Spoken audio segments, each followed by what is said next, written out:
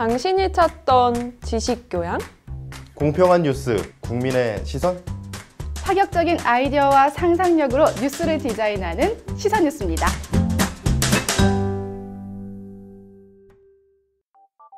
부도로 신용불량자가 된 현재.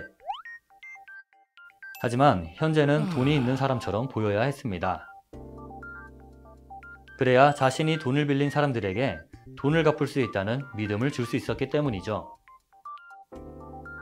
그래서 결국 현재는 컬러 복사기를 이용해 5만원권 지폐 앞면만을 복사하게 되고 사용할 만큼 지갑에 넣었습니다.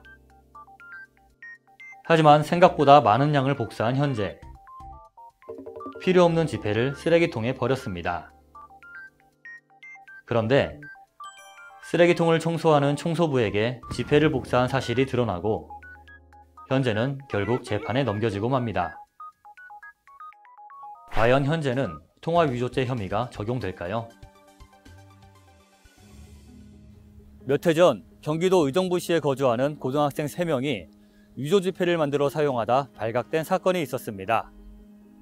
당시 이들은 영화 감시자들에 나오는 통화 위조 장면을 보고 5만원권 위조 지폐를 따라 만든 것으로 알려져 사회에 큰 충격을 안겼는데요. 이 외에도 국내에서도 통화 위조는 끊이지 않고 발생하고 있습니다. 위 사례의 현재도 컬러 복사기를 이용해 5만원권 위조 지폐를 만들면서 재판을 받게 되는데요.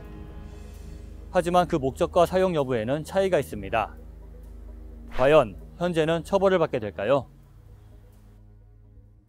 이 사안의 경우 통화위조죄가 성립되지 않을 것으로 보입니다. 통화위조죄는 형법 제270조에 규정되어 있는데요. 통용하는 대한민국 화폐를 행사할 목적으로 위조하는 경우 성립하는 범죄입니다. 여기서 행사할 목적이란 위조나 변조된 통화를 진정한 통화로서 유통시키겠다는 것을 말하며 실생활에서 자신이 위조한 지폐를 실제로 사용하기 위해서 만들었는지가 그 기준이 된다고 할 것입니다.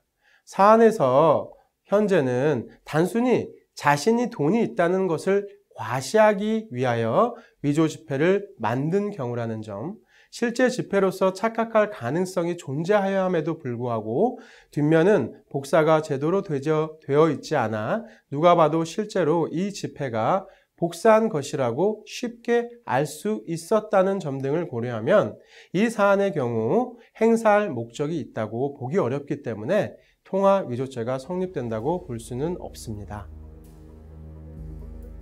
통화위조죄는 자신이 위조한 지폐를 실제로 사용할 목적이 있어야 적용이 된다고 합니다.